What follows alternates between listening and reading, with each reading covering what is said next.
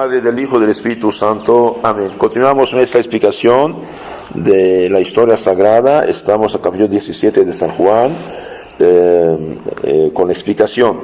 Capítulo 17 de San Juan. Jesús, en este último capítulo, antes de ir a su pasión, después de haber hablado largamente con los apóstoles, en el capítulo 13, 14, 15, 16, y bien el capítulo 17 concluye su discurso después de la cena.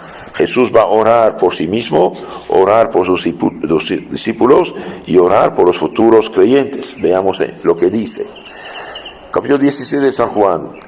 Esto dijo Jesús y levantando sus ojos al cielo añadió: Padre, llegó la hora, glorifica a tu Hijo para que el Hijo te glorifique.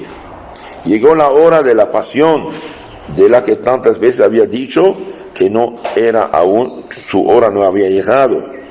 El Padre glorificará al Hijo por los milagros de la muerte y de la resurrección, para que a su vez el Hijo glorificado glorifique al Padre, dándole a conocer. Entonces aquí dice: Padre, ha llegado la hora. ¿Cuál hora? Su hora. Cuando dice mi hora no viene, aquí llegó la hora de dar su vida por nosotros.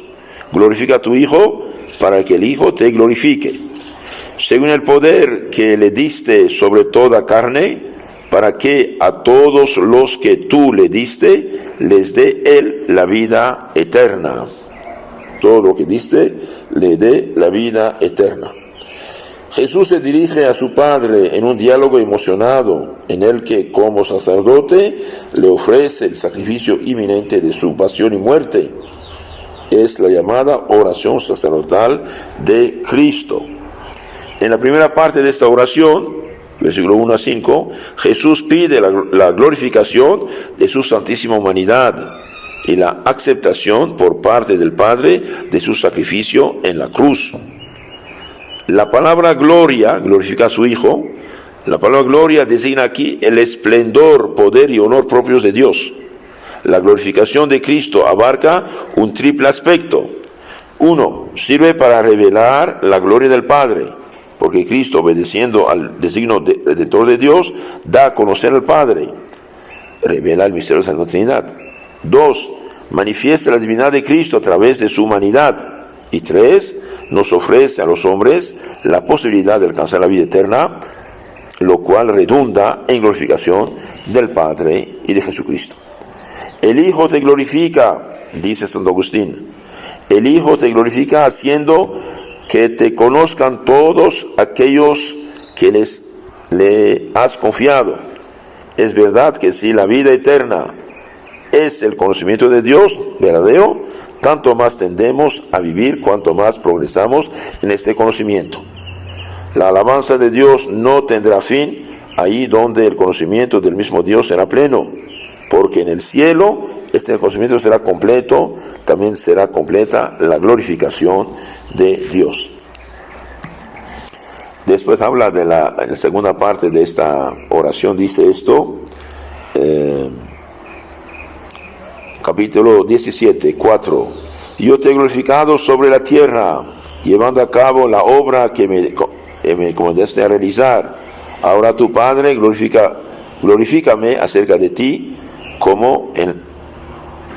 con la misma gloria que tuve cerca de ti antes que el mundo existiese.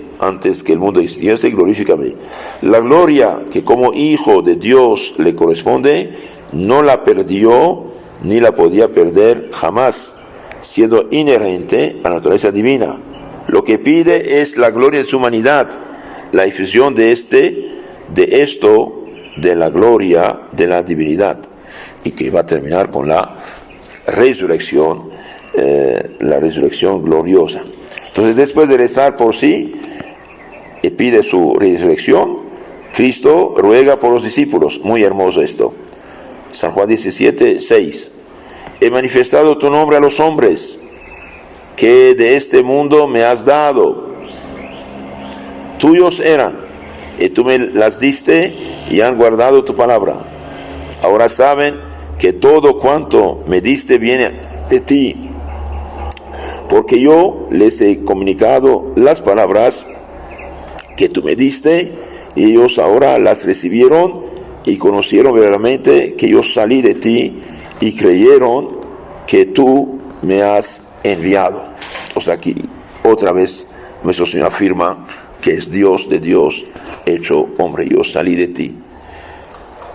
Versículo 9 dice: yo ruego por ellos, no ruego por el mundo, los que no aceptan a Dios, sino por los que tú me diste, porque son tuyos.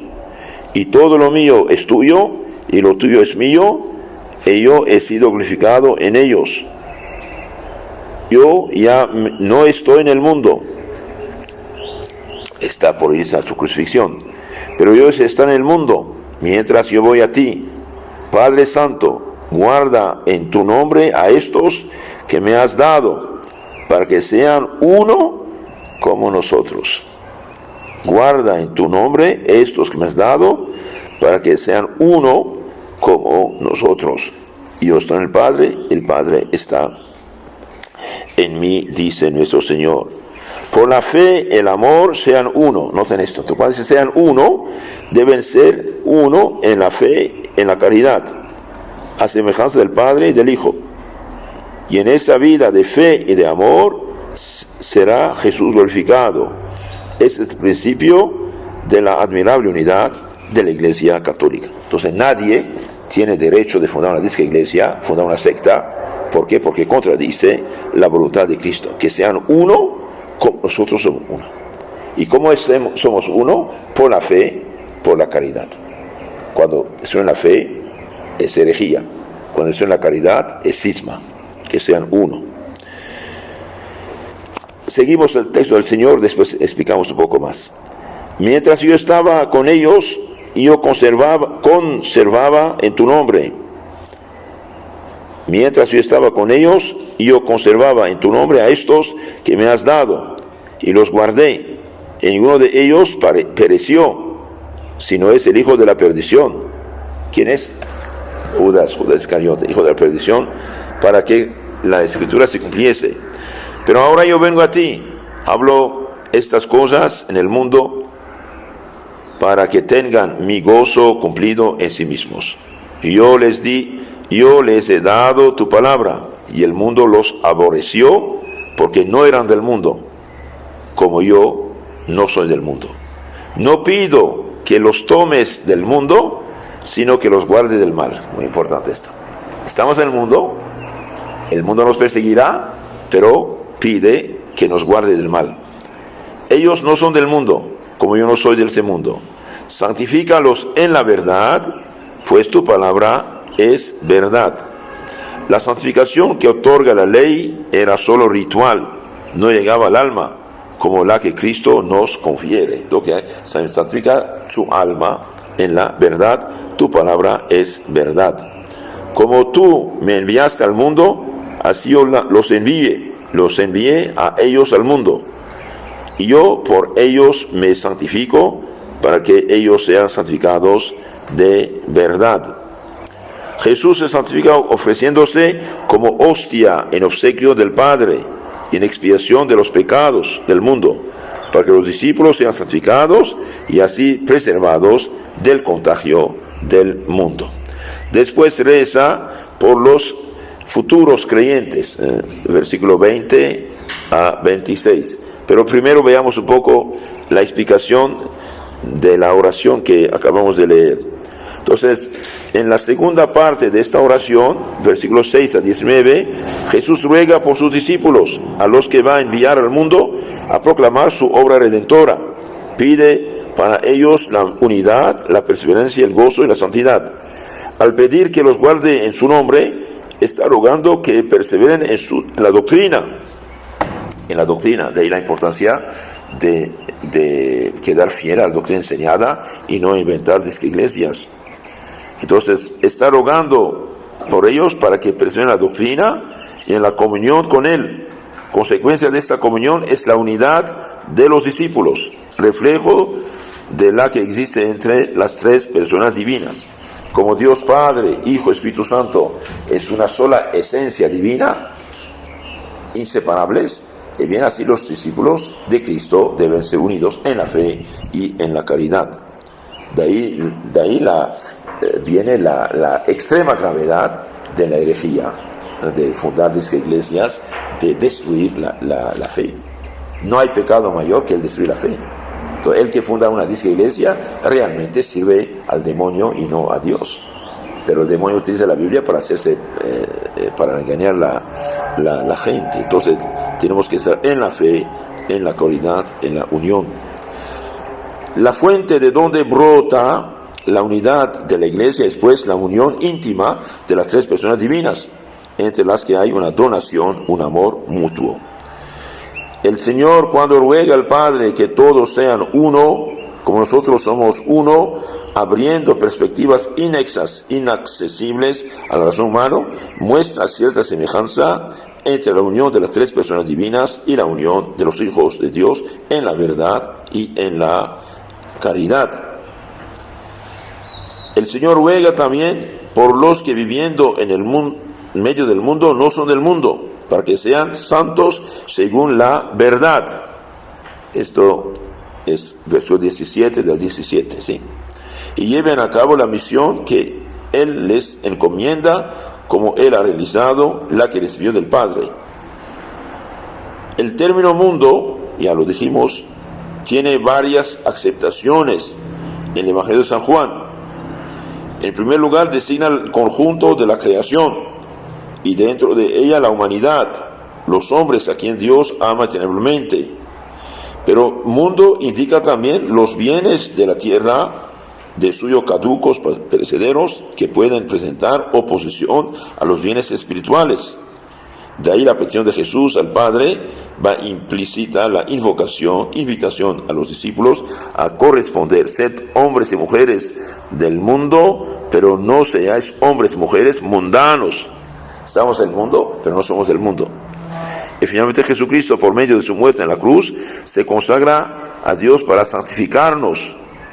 San Cirilo de Alejandría dice: cuando dice santifico, debe entenderse en el sentido de me dedico a Dios. Me dedico a Dios, me ofrezco como hostia inmaculada en olor de suavidad, pues según la ley se consagraba y llamaba sagrado lo que se ofrecía sobre el altar. Cristo entregó su cuerpo por la vida de todos y nos devolvió la vida. Dio su vida en la cruz para merecernos la vida divina al santificarnos. Y esta vida divina que santifica al hombre viene a los hombres mediante la iglesia, que utiliza los 7 sacramentos. Con el bautismo nacemos hijos de Dios, con la confirmación crecemos espiritualmente como adultos, con la Eucaristía nos alimentamos y con la confesión nos purificamos o resucitamos y estamos en pecado grave. Bien, vamos a terminar ahora la oración para los creyentes en San Juan 17, 20 a 26. Leamos esto. Pero no ruego solo por estos, no ruega solo por los apóstoles, qué bueno, sino por cuantos crean en mí por su palabra. Entonces, por todos los futuros discípulos, por nosotros. Qué maravilloso, qué maravilla. Jesús reza por nosotros. Para que todos sean uno, insiste, como tú, Padre, estás en mí, yo en ti, para que también ellos sean en nosotros y el mundo crea que tú me has enviado. Es muy importante esto, que todos sean uno. Veamos un poco esto. En la tercera parte de la oración sacerdotal, versículo 20 a 26 del capítulo 17 de San Juan, Cristo vuelve a pedir por la unidad entera de todos los que han de creer en Él a lo largo de los siglos. Por eso hacer herejía, cisma, separación, iglesias, es un crimen. Es la petición de Cristo por su iglesia, que debe ser una como el Padre y el Hijo son uno. Todos nosotros, una vez recibido el único y mismo Espíritu, a saber, el Espíritu Santo, nos fundimos entre nosotros y con Dios. Pues aunque seamos muchos por separado, y Cristo haga que el Espíritu del Padre es suyo, habite en cada uno de nosotros, ese Espíritu único e indivisible reduce por sí mismo la unidad a quienes son distintos entre sí, y en cuanto subsisten en su perspectiva singularidad, hace que todos aparezcan como una sola cosa en sí mismo. Entonces esto también es muy importante, unidad de los cristianos. El primer fruto de la unidad de la iglesia será la fe de todos hombres en Cristo en su misión divina. Entonces, ya lo dije, el que funda una disque iglesia cambiando la fe es un anatema. Por eso, en el pasado, la iglesia, los dirigentes, eran muy atentos en este asunto. Hoy, por desgracia, en nombre de un cierto ecumenismo ingenuo, irresponsable, destructor, paraliza a los católicos. Con tal que creen en Cristo no hay problema. Sí hay problema.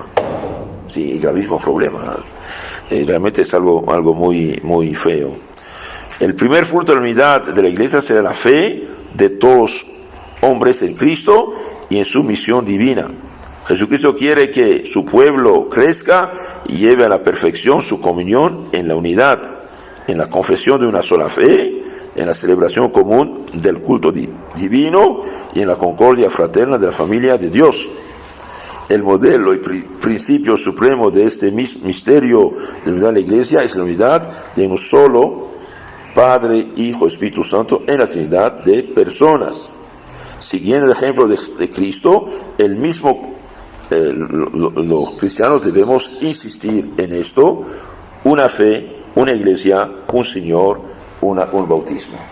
No hay iglesia. Los de Cristo reza por sus discípulos: Padre, que todos sean uno, como tú estás en mí o en ti, para que también ellos sean en nosotros y el mundo crea que tú me has enviado. Yo les he dado la gloria que tú me diste, a fin de que sean uno como nosotros somos uno. Eso también muy hermoso, muy hermoso. Esta gloria es la de los milagros y demás dones ordenados a fomentar en los fieles la unión de la fe, el amor del nombre de Dios. Yo en ellos y tú en mí, para que sean consumados en la unidad y conozca el mundo que tú me enviaste y amaste a estos como me amaste a mí. Padre, lo que tú me has dado, quiero que donde esté yo, estén ellos también conmigo, para que vean mi gloria, que tú me has dado, porque me amaste antes de la creación del mundo. Esto también muy hermoso. Sentado Jesús a la diestra del Padre, ahí estarán ellos, los discípulos, participando de la misma gloria. Versículo 25 del 17 dice: Padre justo, si el mundo no te ha conocido, yo te conocí, y estos conocieron que tú me has enviado. Y yo les di a conocer tu nombre, y se lo haré conocer para que el amor con que tú me has amado esté en ellos y yo en ellos. Entonces terminamos esto con una explicación más. Cristo termina esta oración pidiendo la aventuranza por todos los cristianos. El término que utiliza quiero en vez de ruego expresa que lo que está pidiendo es lo más importante, que coincide con la voluntad del Padre, que quiere que todos los hombres se salven y lleguen al conocimiento de la verdad. En efecto, Pablo en Timoteo 2:4 dice: la voluntad de Dios es que todos los hombres se salvan. De ahí la importancia de seguir la predicación del Evangelio para que llegue a todos y que todos se salven. La revelación que Dios ha hecho de sí mismo por Jesucristo nos introduce en la participación de la vida divina que culminará en el cielo. Solo Dios puede otorgarnos un conocimiento recto y pleno de sí mismo, revelándose así como Padre, Hijo, Espíritu Santo, de cuya vida eterna estamos llamados a participar por la gracia aquí en la tierra, en la oscuridad de la fe, y después de la muerte, en la luz sempiterna. Eso lo decía el Papa Pablo VI en el Credo del Pueblo de Dios, número 9. Bien, hasta aquí este capítulo 17. Y después de esto, diciendo esto, salió Jesús con sus discípulos al otro lado del torrente Cedrón, donde había un huerto, en el cual entró con sus discípulos en Getsemaní, y ahí va a empezar su agonía. Entonces, esto quería decirles acerca de este capítulo 17, muy hermoso. Jesús reza por sí, por sus discípulos, y reza por los futuros discípulos, pero insiste que todos sean uno, como tu Padre estás en mí, en ti, para que ellos también sean nosotros y el mundo crea que tú me has enviado. Que sean uno.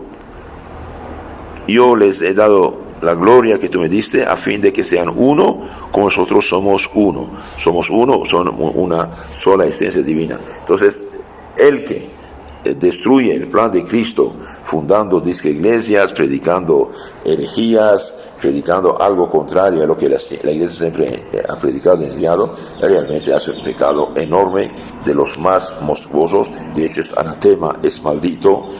En palabras de San Pablo, si alguien anuncia un evangelio diferente, distinto del que habéis recibido, que bien sea maldito. Y por desgracia hoy muchos católicos, debido a la ignorancia de su fe, se dejan llevar a la herejía, aceptan la herejía, cambian la fe y piensan dar gloria a Dios, y están totalmente no solamente equivocados, sino están manipulados por el demonio, que les da unos dulces de sentimiento, de sentirse bien, de milagritos falsos, etcétera, etcétera. Eso también fue anunciado por en San Mateo, capítulo 7, ¿no? 15 a 24. ¿Qué dice? Cristo dice: muchos dirán, Señor, en tu nombre profetizamos, en tu nombre hicimos muchos milagros, en tu nombre lanzamos demonios. Y yo dije, váyanse, no os conozco. O sea, amar la fe, la iglesia de Cristo, porque Cristo, la iglesia de Cristo continuado, amar la fe de la iglesia y no cambiar, no pensar descubrir la luna. La fe está sintetizada en el credo, está sintetizada en el catolicismo. Por lo tanto, todo el que enseña otra cosa que lo que hemos recibido hace 2000 años, bien sea anatema. Por eso, la mejor manera de no dejarse desviar del camino y no contaminarse con ideas raras, es bien conocer la fe tal cual la iglesia la sintetizó en el catecismo, en los catecismos firmados, aprobados por los obispos desde hace siglos. Y tratemos de vivir cristianamente para dar el ejemplo a los que han dejado la fe católica por engaño, por ignorancia, por perversidad de la herejía, y tratemos de decirle la verdad con amor, con paciencia, pero también con firmeza. Hay una sola fe, una sola iglesia, un solo bautismo, un solo Dios. El que funda otra iglesia, bien, está totalmente equivocado, aunque haga milagros al punto de seducir los escogidos. Bien, el demonio puede intervenir mediante estas personas. Y también tengamos este cuidado de ayudar a los católicos ignorantes. Los católicos ignorantes son como ramas secas. Cualquier fuego los prende. Cualquier charlatán viene a engañarlos con la Biblia falsificada y quitarles la fe verdadera y para darles una fe falsificada. Eso también es muy peligroso. Por eso yo estoy convencido de esta palabra de San Francisco de Sales, que convirtió 72,000 protestantes. Él murió en 1622. Bien, él decía, el grado supremo de la caridad cristiana es cooperar, colaborar a la salvación del prójimo. La más grande caridad que podemos hacer con el prójimo es decir la verdad y facilitar el conocimiento de la verdad. Y la verdad cristiana evangélica verdadera está sintetizada en el librito llamado Catecismo, así de sencillo. Y una vez que conoce la verdad, aunque pobre pecador, bien puede libertarse del pecado. Un católico, por ejemplo, el pecado mortal es como un carro con llantas ponchadas. No avanza, pero tampoco salir del camino. Es el camino, cambia la llanta adelante. Pero cuando se hace hereje, cuando se hace protestante, cuando deja la fe, la iglesia, está en el barranco, pobre de él. Entonces, pidamos al Señor para todos estos hermanos nuestros robados a la iglesia. Es importante saber esto.